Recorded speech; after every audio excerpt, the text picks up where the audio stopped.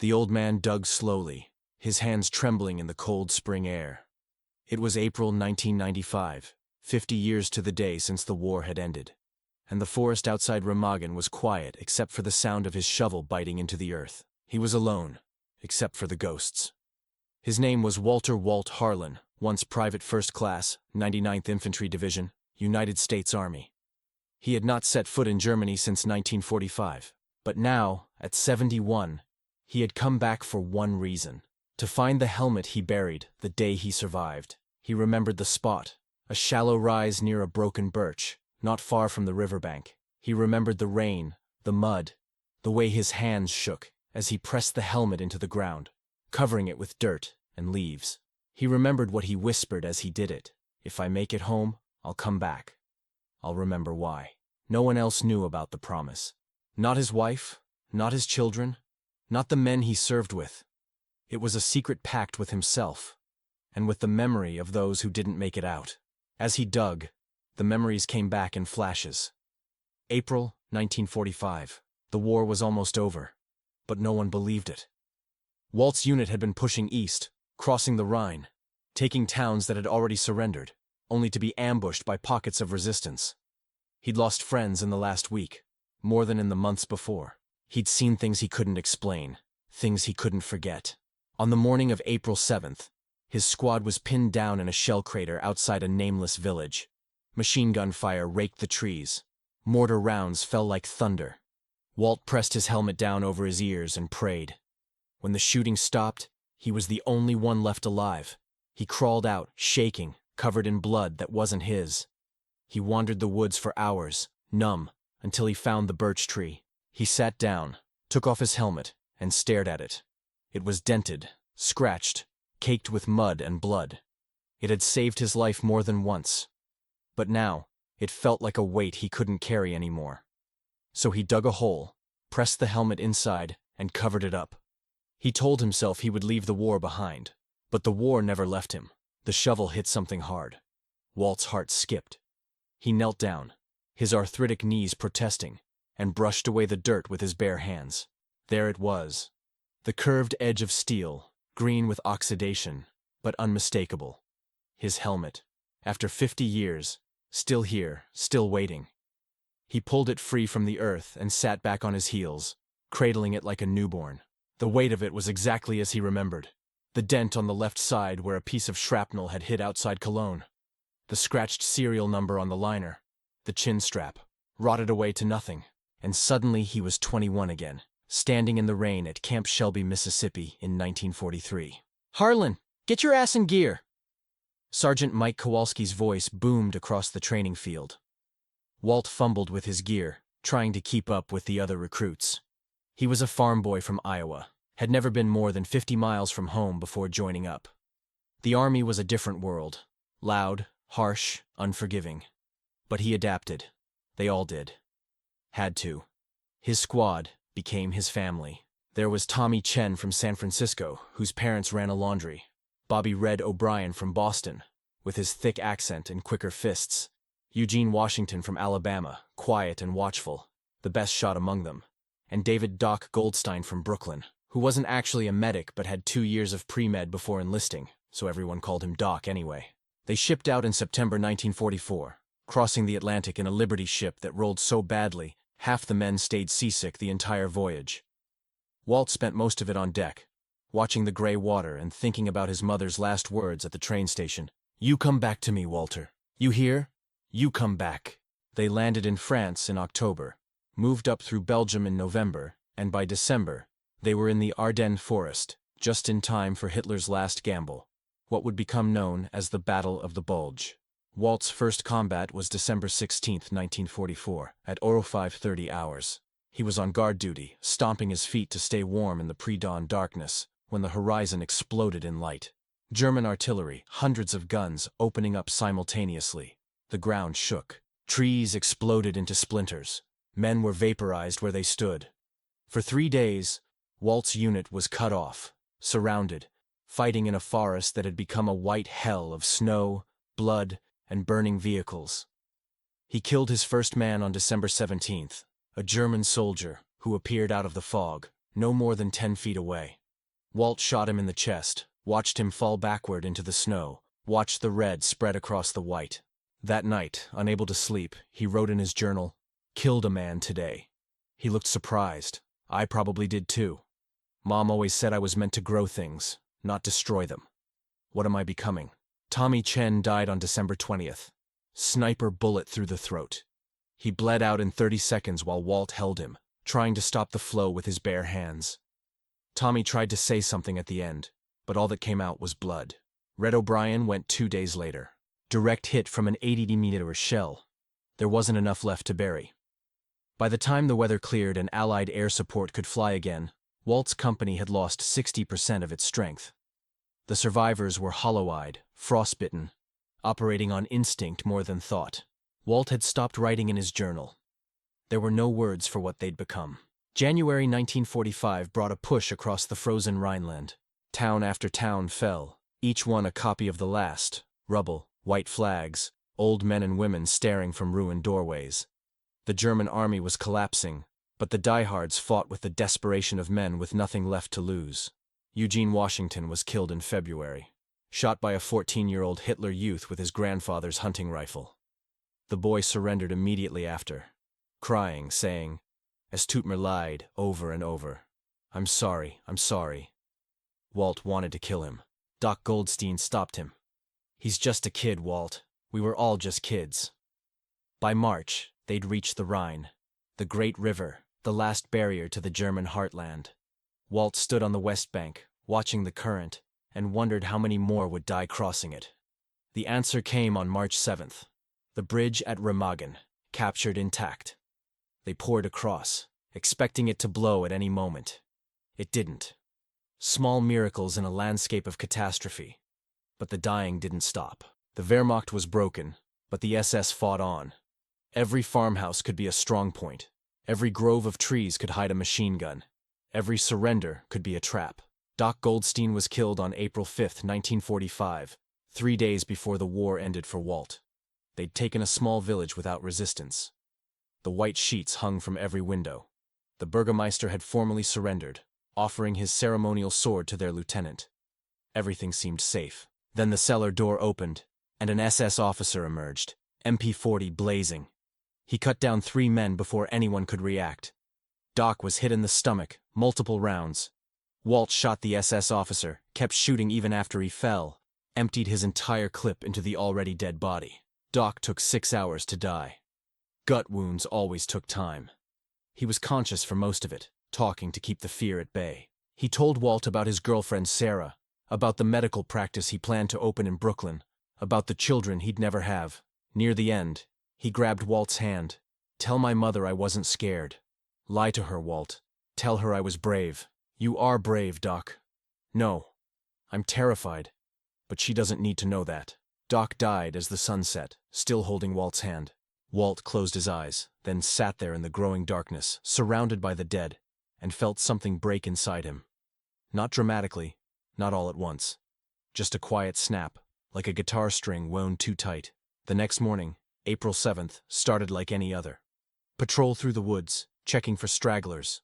Walt's squad, what was left of it, moved in single file through the morning mist. Corporal Peterson on point. Then the 2 new replacements whose names Walt hadn't bothered to learn. Then Walt bringing up the rear. The ambush came from 3 sides. MG-42 machine guns. The Hitler's buzzsaw, the GIs called them for their distinctive sound. Mortars dropping through the canopy. Walt dove into a shell crater from some previous fight, pressed himself into the mud, and waited for death. The firefight lasted 17 minutes. It felt like 17 hours. When the shooting stopped, Walt called out, "Peterson, anyone?" Silence. He crawled from the crater, rifle ready. Peterson was dead, stitched across the chest. The 2 replacements were dead. Everyone was dead except Walt, who didn't have a scratch on him. Not one. His helmet was dented where shrapnel had struck. His uniform was torn, but his skin was unbroken. He stood there among his dead squad, and something inside him, something beyond the break from the night before, simply stopped. He couldn't cry, couldn't rage, couldn't feel anything except a vast, echoing emptiness. He walked away from the bodies. Protocol said he should stay, mark the location, wait for Graves' registration. But protocol belonged to a world that made sense, and nothing made sense anymore. He walked through the forest, rifle hanging loose in his hands, no longer caring if he was walking toward Germans or Americans or the edge of the world. That's when he found the birch tree. White bark scarred by shrapnel, standing alone on a small rise. It reminded him of a tree on his family's farm, one he'd climbed as a boy, back when the world was simple and death was something that happened to grandparents and livestock. He sat down under the tree and removed his helmet. Looked at it. This piece of steel had saved his life at least 3 times. The dent from today's shrapnel. A crease from a sniper's bullet in January. Scratches from countless near misses. This helmet was the reason he was alive while Tommy, Red, Eugene, Doc, Peterson, and all the others were dead. He hated it. Hated that it had worked. Hated that he'd survived. Hated the randomness of it. Why him? He wasn't braver than Tommy, wasn't smarter than Doc, wasn't luckier than Eugene. He was just still here. Still breathing when better men had stopped. The guilt was crushing. Survivor's guilt, they'd call it later. Give it a name. Make it a diagnosis. But standing there in April 1945, Walt just knew he couldn't carry this helmet anymore. Couldn't wear the thing that had saved him when it hadn't saved them. So he dug. Used his entrenching tool to carve out a hole between the birch tree's roots. The soil was dark, rich, nothing like the sandy dirt of Iowa. As he dug, he talked to his dead friends.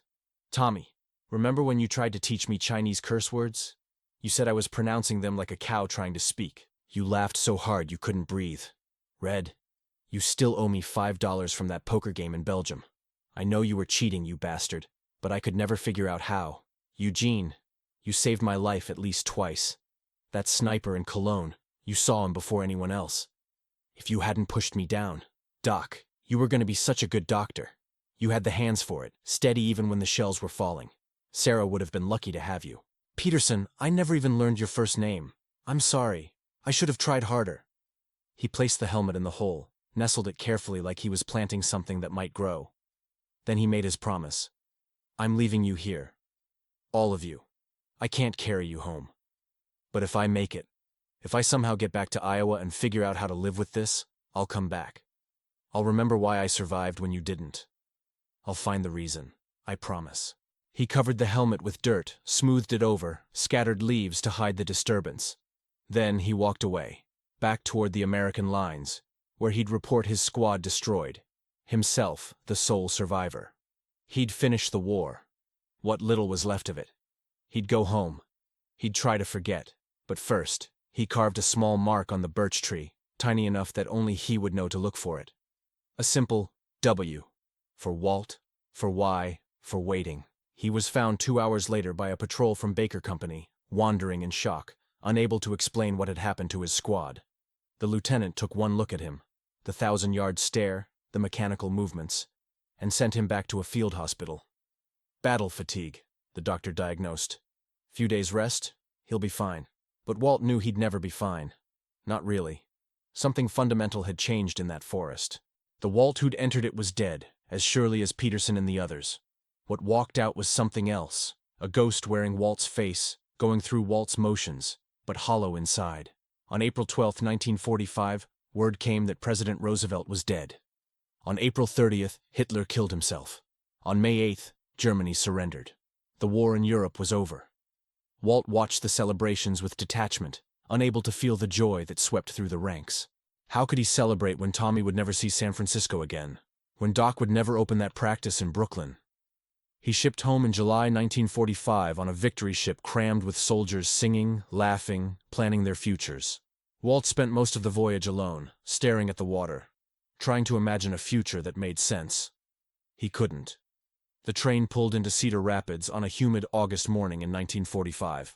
Walt's mother was waiting on the platform, had been waiting since dawn, even though the train wasn't due until noon. When she saw him step down, she ran, actually ran, despite her bad hip, and threw her arms around him. "My boy," she kept saying. "My boy's home." Walt hugged her back, but it felt like he was watching from outside his body.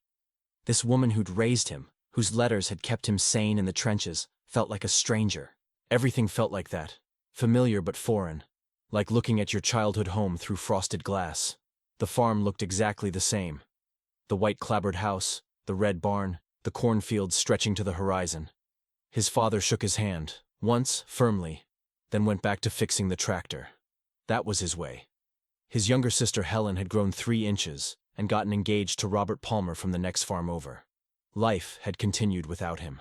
That first night, his mother made all his favorites: fried chicken, mashed potatoes, green beans from her garden, apple pie. Walt ate mechanically, answered questions with single words, excused himself early. From his bedroom window, he could see the fields he'd worked since he was 7. They might as well have been the surface of the moon. He tried to sleep in his old bed but kept startling awake, reaching for his rifle. By the 3rd night, he was sleeping on the floor, back against the wall, facing the door. His mother found him there one morning and said nothing, just left an extra blanket. The dreams started immediately. Not nightmares exactly. Those would have been easier. Instead, he dreamed of conversations with dead men. Tommy teaching him to use chopsticks. Doc explaining how blood clotting worked. Eugene showing him how to lead a target. They talked to him like nothing had happened. Like they were just on leave, about to head back. He'd wake up happy for a split second before reality crashed down. Everyone wanted to hear about the war. At church, at the general store, at the barber shop. Must have been something, they'd say. Bet you showed those krauts what for. You're a hero, son. Walt learned to nod, to say, yes, sir, and thank you, ma'am, and change the subject. How could he explain that he wasn't a hero? That heroes were buried in French soil while cowards came home? He tried to work the farm, but his hands shook too much for delicate work. He'd been a good shot in the army, steady hands, but now he couldn't thread a needle or sign his name without trembling. Loud noises sent him diving for cover. A backfiring truck in town had him flat on Main Street, crawling for a ditch that didn't exist while people stared. His father, a World War I veteran who never spoke about Belleau Wood, found him one day sitting in the barn, staring at nothing. He sat down beside him, pulled out his pipe and said, "It gets easier. Not better, but easier. The shaking stops eventually. The dreams fade some. You learn to live around it, like farming around a boulder too big to move. But you gotta give it time, son." It was the longest speech Walt had ever heard from his father, and the last they'd have about the war. In September, Walt tried to enroll at Iowa State on the GI Bill. He lasted 3 weeks. Sitting in a classroom while a professor droned about agricultural economics felt obscene. These kids around him, complaining about exams and dormitory food, had no idea. He walked out mid-lecture and never went back. That winter, he met Betty Anderson at a church social. She was a school teacher, pretty in an understated way, with gentle hands and a laugh that didn't ask questions. She'd lost a brother at Normandy, understood that some things couldn't be talked about. They married in June 1946, a small ceremony. Walt managed to smile in the photographs. They moved into a small house in town. Walt got a job at the grain elevator. Simple work, repetitive, no surprises. Betty decorated their home, cooked dinners, talked about the children she wanted. Walt went through the motions of being a husband, and Betty pretended not to notice when he woke up screaming or spent entire nights sitting in the kitchen, smoking and staring at nothing. Their first child, James, was born in 1948. Walt held his son and felt something crack open inside him. Not healing exactly, but a kind of desperate hope. This child would never know war, would never hold a dying friend, would never have to bury his helmet in foreign soil. Susan followed in 1950, then Robert in 1952. Walt threw himself into fatherhood with the intensity of a man trying to outrun something. He coached Little League, built tree houses, attended every school play. If he could be a good enough father, maybe it would balance the cosmic ledger. Maybe it would explain why he'd lived. But the ghosts didn't care about balance. They visited at unexpected moments. Walt would be teaching James to throw a curveball, and suddenly Tommy Chen would be standing there, forever 20, saying, "You're holding it wrong, farm boy." He'd be reading to Susan, and Doc Goldstein would appear, commenting on the story's medical inaccuracies. These weren't hallucinations. Walt knew they weren't real. They were memories so vivid they took shape. Survivors of a different kind. Betty knew, of course. Wives always know. She'd find him in the garage at 3 a.m. talking to empty air, and she'd make coffee, sit with him until the ghosts faded. She never asked who he was talking to. She'd grown up in a house of silences. She understood their necessity. The 1950s passed in a blur of normalcy. Walt got promoted to manager at the elevator. They bought a bigger house. The kids grew. From the outside, the Harlans were the perfect American family. Stable, church-going, responsive. Nobody saw Walt's hands shake when the 4th of July fireworks went off. Nobody noticed he never watched war movies, never joined the VFW, never marched in the Veterans Day Parade. In 1960, James, now 12, found a box in the attic. Walt's medals, his discharge papers, a few photographs from training. "Dad, were you a hero?" he asked at dinner. Walt set down his fork carefully. "No, son, I just did my job." "But you have a Bronze Star. That's for heroes. It's for survivors. There's a difference." James didn't understand, but he stopped asking. Vietnam started, and Walt watched his son reach draft age with terror that kept him awake entire nights.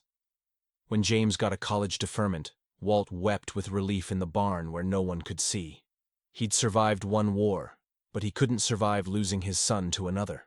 Susan married in 1972, a nice boy named Michael who worked at the bank. Robert became an engineer, moved to Chicago. James became a teacher like his mother. They gave Walt grandchildren who called him Poppy and climbed on his lap, unaware that their grandfather sometimes saw dead men in their faces. Betty developed cancer in 1978. Lung cancer, though she'd never smoked a day in her life. Walt sat by her hospital bed, holding her hand while chemicals dripped into her veins, and thought about Doc Goldstein. Doc would have known what the medicines were, would have explained the side effects, would have found a way to make it less frightening. "I need to tell you something," Betty said one afternoon, when the pain medication made her honest. "I know you never came all the way home from the war. Part of you is still over there, with them. I've never minded sharing you with ghosts, Walt. I just wish you'd forgive yourself for surviving." She died in March 1979, on a day when the Iowa spring couldn't decide between winter and summer. Walt buried her in the Riverside Cemetery, under an oak tree, and felt another part of himself go into the ground. The house was too empty after that. The ghosts, paradoxically, got louder. Without Betty as anchor, Walt drifted. He'd find himself driving aimlessly, sometimes ending up at the cemetery, sometimes at the river, sometimes just parked on a country road, motor running, trying to remember why he was supposed to keep going. James moved back to help, bringing his wife Linda and their 2 kids. The house filled with noise again, but it was the wrong kind of noise. These weren't his rhythms anymore. He was a guest in his own life. In 1985, on the 40th anniversary of VE Day, the local newspaper ran a feature on area veterans. They wanted to interview Walt, the grain elevator manager who'd fought in the Bulge and crossed the Rhine. He declined politely, then less politely. Finally, he simply stopped answering the phone. That night, Tommy Chen visited. Sat right down in the living room chair like he'd done it 1,000 times. "You're getting old, farm boy," he said. "Look at that gut. I'm eternally 21 with abs you could wash laundry on, and you're becoming a grandpa." "You're dead," Walt reminded him, as he always did. "Details," Tommy waved. "The question is, what are you? Are you living, Walt, or just not dying?" Walt had no answer. 1990 brought retirement. A gold watch, a pension, a party at the Elks Lodge that Walt endured like a dental procedure. Without work to structure his days, he drifted further. He took up woodworking, then abandoned it. Started a garden, let it go to weeds. Bought a fishing boat, sold it after one trip. Nothing stuck. Nothing mattered. The ghosts got more insistent. They didn't just visit now. They commented, criticized, demanded. "Waste of a life," Eugene Washington said while Walt watched television. "I had plans, Walt. Was going to open a hardware store, marry Dolores, have 6 kids. You gotta do all that, and you're sitting here watching game shows? What do you want from me?" Walt asked the empty room. "Purpose," Eugene said.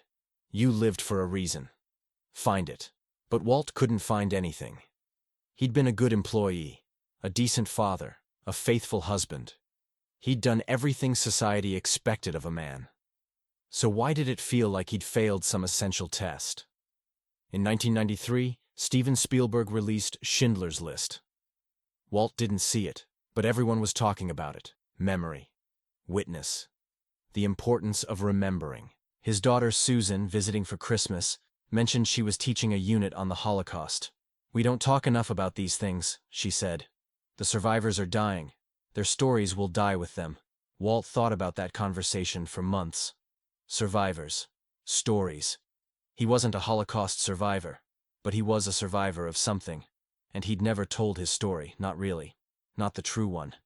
He started writing in January 1994. Not for publication, just to get it out of his head. He wrote about Tommy's laugh and Red's terrible jokes, about Eugene's quiet competence and Doc's gentle hands, about Peterson, whose first name he'd finally learned from records. Andrew. Andrew Peterson from Minnesota, engaged to a girl named Rose. He wrote about the helmet, buried in German soil, about the promise he'd made, about the guilt that had followed him home like shrapnel working its way to the surface, 50 years later, still causing pain. On December 16, 1994, the 50th anniversary of the start of the bulge, Walt made a decision. He would go back. Not for a tour, not with a group of veterans revisiting old battlefields, alone.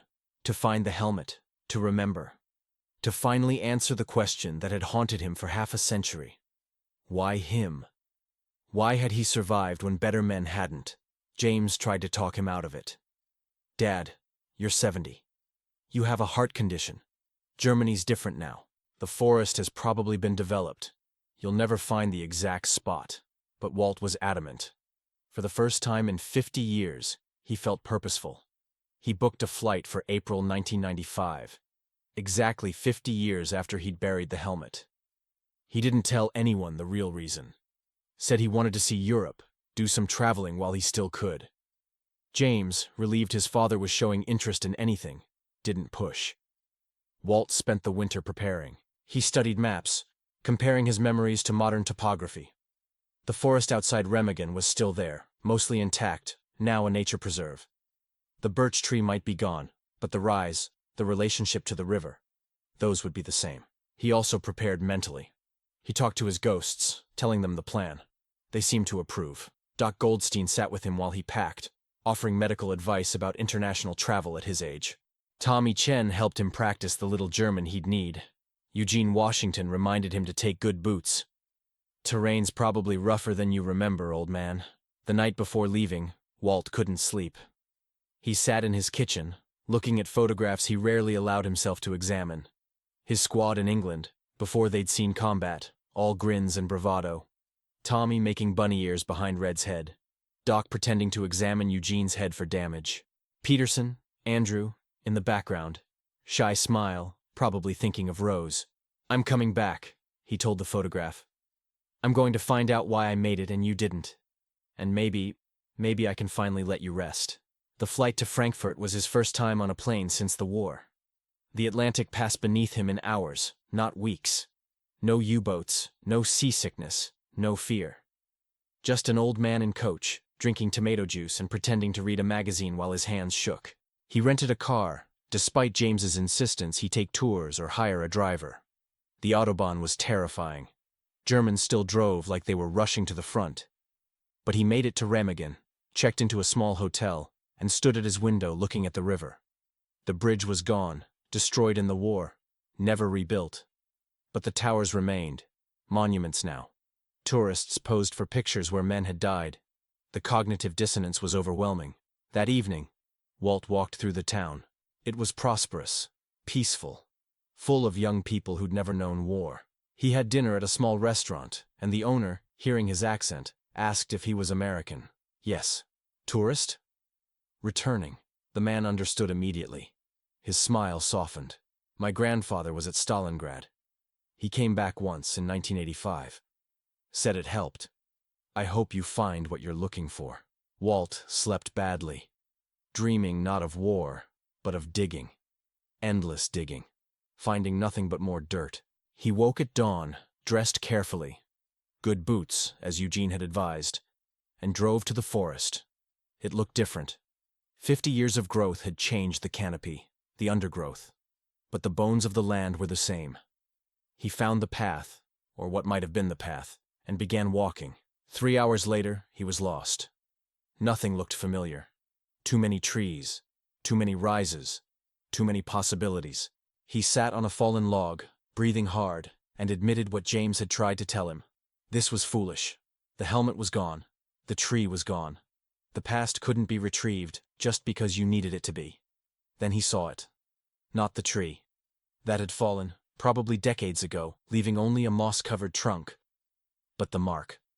His W, grown over but still visible, scarred into the bark like a brand.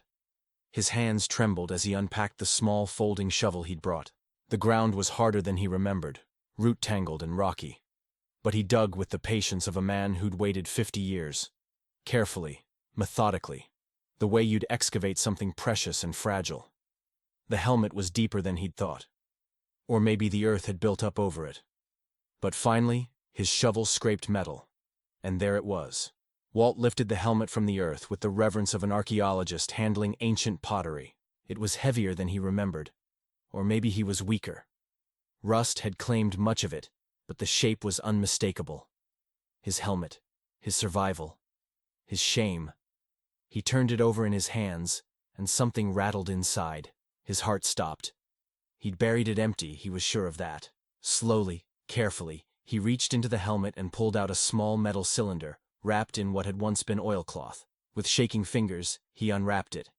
Inside was a roll of paper, miraculously preserved. He unrolled it, and his knees buckled. He sat down hard on the damp ground, staring at handwriting he recognized. It was from Doc Goldstein. "Walt," the letter began, "if you're reading this, then you kept your promise and came back.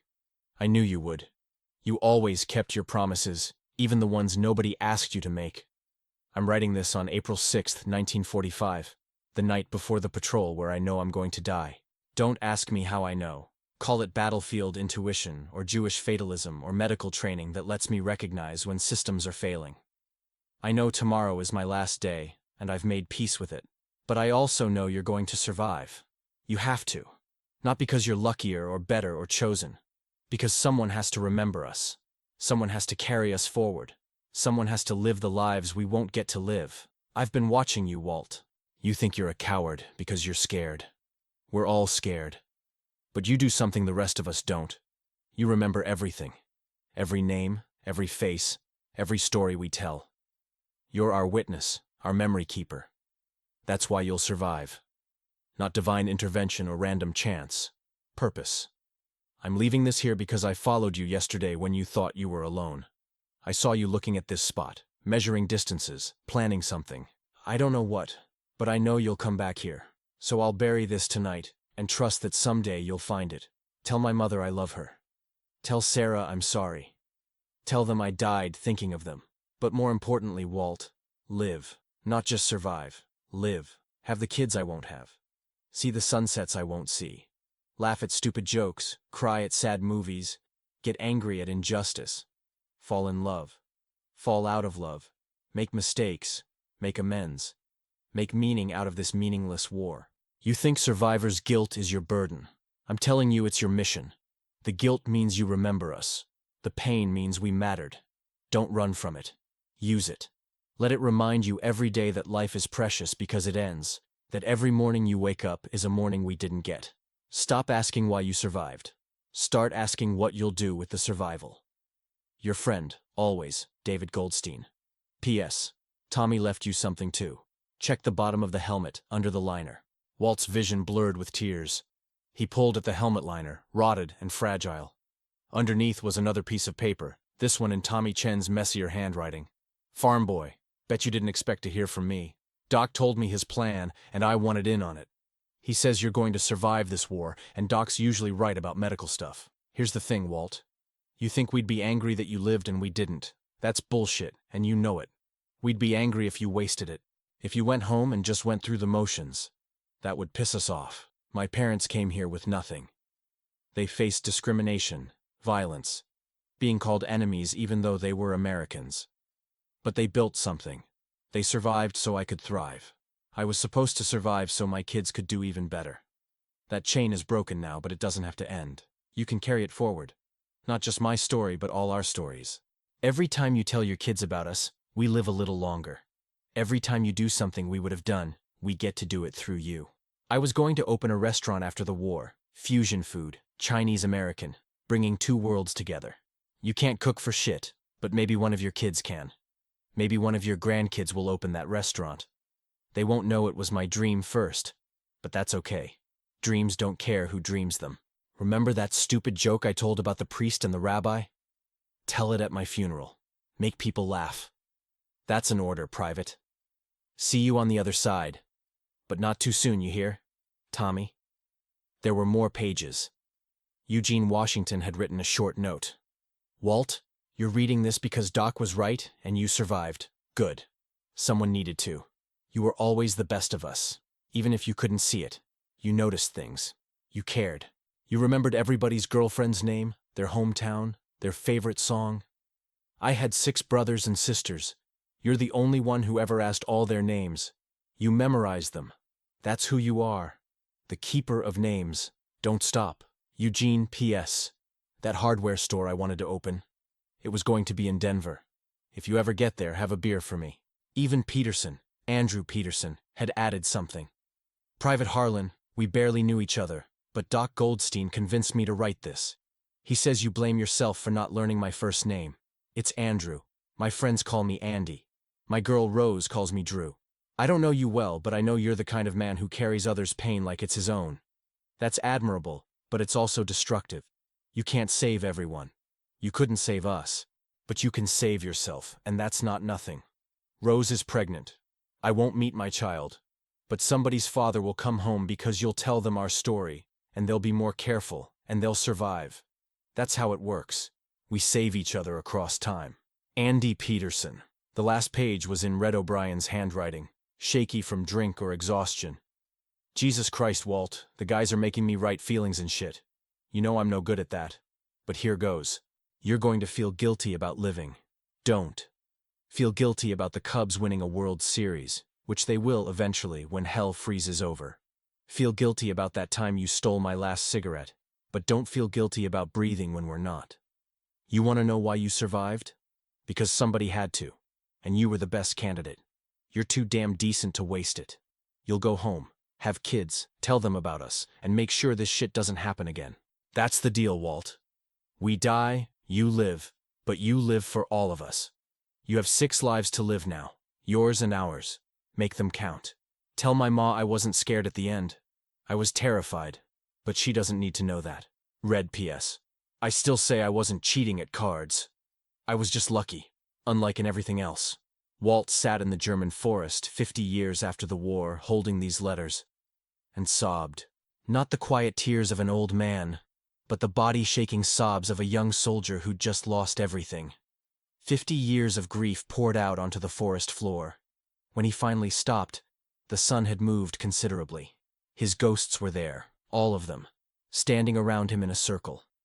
Not speaking, just present. For the first time in 50 years, they looked peaceful. You bastards, Walt said to them. You beautiful, manipulative bastards. You knew. All this time, you knew. Doc smiled. We knew you'd figure it out eventually. You just needed time. 50 years. You're stubborn, Tommy said. Iowa stubborn. Took you a while to get the message. Walt looked at each of them. They looked exactly as they had in 1945. Young, vibrant, frozen in time. While he'd aged, grown old, watched children grow and wife die, they'd remained constant. His boys, his brothers, his burden, and his purpose. What now? He asked. Now you do what we asked, Eugene said. You live, really live, not just exist. You've got, what, 10 years left? 15 if you're lucky. Make them count. How? Tell our stories, Andy Peterson said. Not the hero worship bullshit, but the real stories. How scared we were. How young we were. How we died for causes we barely understood but friendships we'd die for again. Walt stood up, knees protesting. He picked up the helmet, the letters safely tucked inside. And then what? When I've told the stories? Then you let us go, Doc said gently. You've carried us long enough, Walt. We're grateful, but you're tired. Tell the stories, then let us rest. Let yourself rest. Walt nodded. He understood. This wasn't about the helmet or the letters or even the memories. It was about permission. They were giving him permission to live without guilt, to remember without drowning, to honor them without destroying himself. He walked back to his rental car, carrying the helmet like a sacred relic. The ghosts didn't follow. When he turned back, they were gone. Not gone. He knew they'd never be truly gone, but receded. Resting. At the hotel, Walt carefully cleaned the helmet and letters. He called James, waking him up given the time difference. "Dad, is everything okay? Did you find what you were looking for?" "Yes," Walt said. "I found exactly what I needed to find. I'm coming home, son. And when I get there, I have stories to tell you. About Tommy Chen and Doc Goldstein and Eugene Washington and Red O'Brien and Andy Peterson. About young men who died so I could live. About why you're here. Why your children are here. Dad, are you okay? You sound different." "I'm okay, James. For the first time in 50 years, I'm actually okay." When Walt returned to Iowa, he brought the helmet with him. He put it on his mantle, where Betty's picture used to sit alone. Now the picture had company. The helmet and a framed photo of his squad, the one from England, all of them grinning at the camera. He started writing. Not the fragmented, painful attempts from before, but real writing. Clear, purposeful, unflinching. He wrote about the Battle of the Bulge, not as a strategic victory, but as a meat grinder that destroyed boys. He wrote about crossing the Rhine not as liberation, but as terror, punctuated by moments of grace. He wrote about each of his friends, not as heroes but as humans. The local historical society asked him to speak. For the first time, he said yes.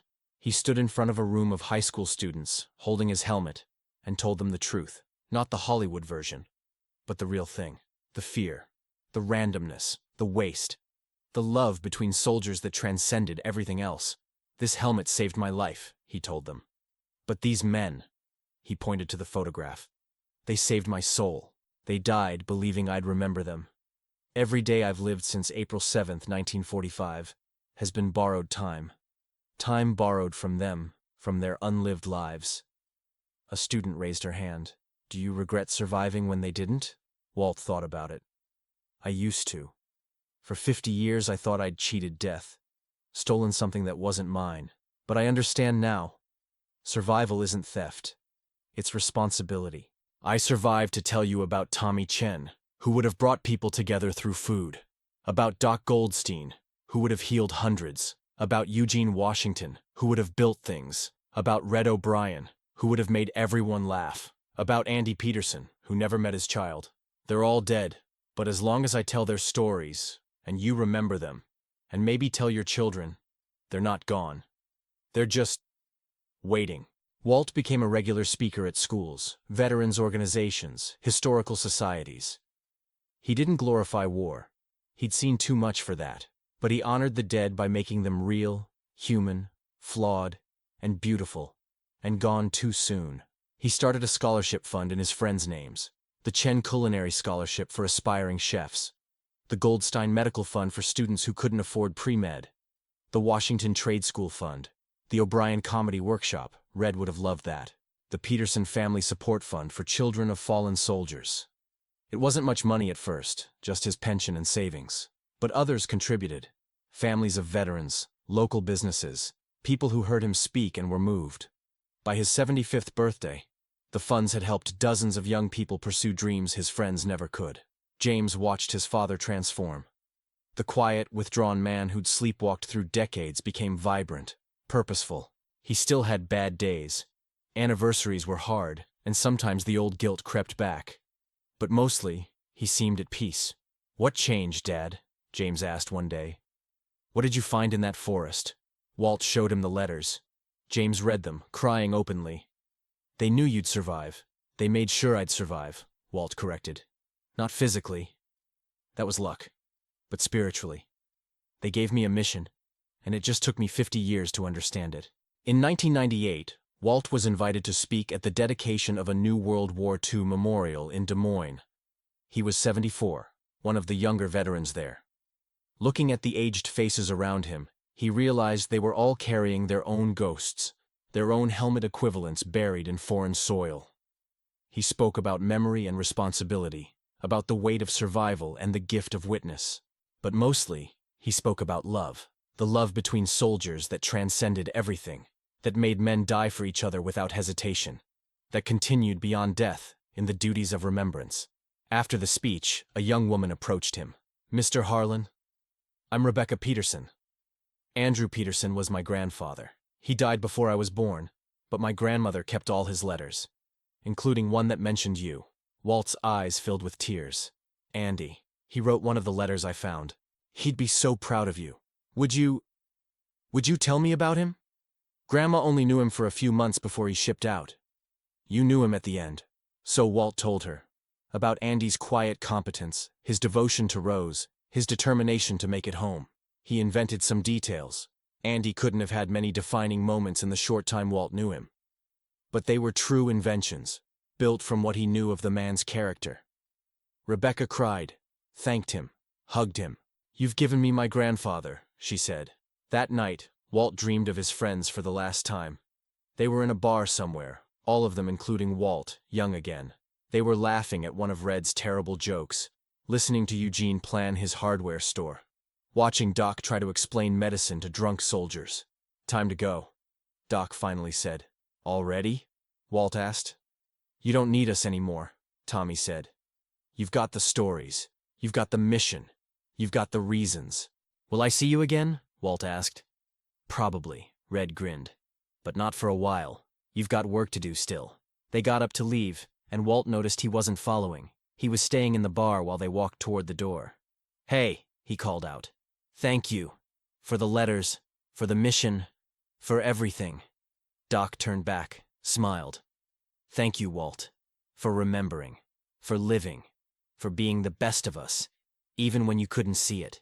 They walked out into light too bright to look at, and Walt woke up. The helmet sat on his nightstand where he'd placed it the night before, but it looked different now. Not like a burden or a relic or a symbol of guilt, just like an old helmet that had done its job and could rest now. Walt lived another 7 years. He spent them speaking, writing, visiting schools, corresponding with families of veterans. He compiled his stories into a book, The Weight of Survival, that was published by a small press and found its way to people who needed it. He visited Tommy Chen's parents' grave in San Francisco, leaving Chinese flowers and American flags. He found Doc Goldstein's mother in a nursing home in Brooklyn, still alive at 98, and told her how brave her son had been at the end. He tracked down Eugene Washington's siblings, scattered across the country, and told each of them stories about their brother. He visited Red O'Brien's mother's grave in Boston, told her Red's joke about the priest and the rabbi, and swore he heard laughter on the wind. On April 7, 2005, 60 years to the day after that last patrol, Walt Harlan died in his sleep. James found him that morning, peaceful, a slight smile on his face. The helmet was on the nightstand, the letters inside it, and a new note on top in Walt's shaky handwriting. Mission complete. His funeral was attended by hundreds. Students he'd taught, families he'd contacted, veterans he'd comforted, recipients of the scholarships. Rebecca Peterson gave one of the eulogies, talking about how Walt had given her a grandfather she'd never met. James read from his father's letters, including a note Walt had left for this occasion. "I spent 50 years asking why I survived when better men didn't. The answer was always there, in their own words. I survived to remember them, to tell their stories, to live the lives they couldn't. Every child born to my line carries their DNA too, not biological, but spiritual. Every act of kindness done in their memory extends their reach. Every story told makes them immortal. I buried my helmet in 1945 because I thought it had saved the wrong man. I dug it up in 1995 to learn I wasn't the wrong man.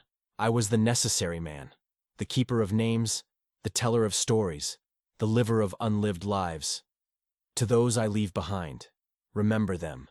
Tommy Chen, who brought worlds together. David Goldstein, who healed. Eugene Washington, who built. Robert O'Brien, who laughed.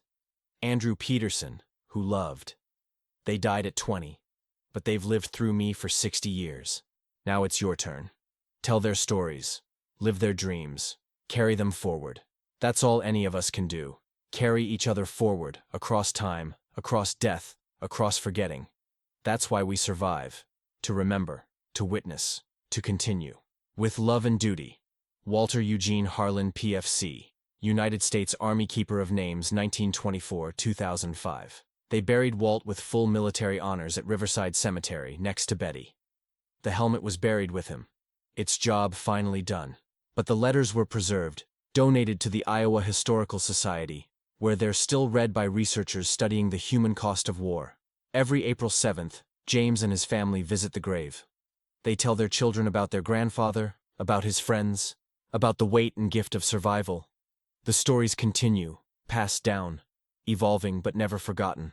And sometimes, on quiet mornings in the cemetery, visitors report seeing young men in World War II uniforms standing by Walt's grave. 5 of them, they say, talking and laughing with an older man in civilian clothes. When approached, they smile, wave, and fade into the morning mist. The groundskeeper, a veteran of Vietnam, just nods when people mention it. That's Walt and his boys, he says. Still keeping watch. Still keeping faith. Still reminding us why we remember. The last entry in Walt's journal, written the night before he died, was simple. Today I understood. We don't survive for ourselves. We survive for each other. The living for the dead for the living. All of us together, refusing to let go, refusing to forget, refusing to waste the gift of breath. I buried my helmet in 1945 and dug it up in 1995, but what I really buried was guilt. And what I really dug up was purpose. Tomorrow is 60 years since that last patrol. I'm tired. I'm ready. The boys are waiting. But the stories remain. The names remain. The love remains. And that's why I survived. To learn that love is the only thing that truly survives, the only victory worth winning, the only reason worth living for. See you soon, boys. We've got stories to share. The helmet is gone now, buried with Walt. But in museums and archives, in family histories and scholarship funds, in the memories of students and the dreams of children who never met him, the story continues. Because that's what survival is. Not just the beating of one heart after others have stopped, but the continuation of all hearts in the one that keeps beating. Walt Harlan survived not for himself, but for Tommy Chen and Doc Goldstein, and Eugene Washington and Red O'Brien and Andy Peterson. And they survived through him. They survive still. In every story told, in every name remembered, in every life lived fully in honor of lives cut short. That's why he survived. That's why any of us survive. To remember, to witness, to carry each other forward. Forever.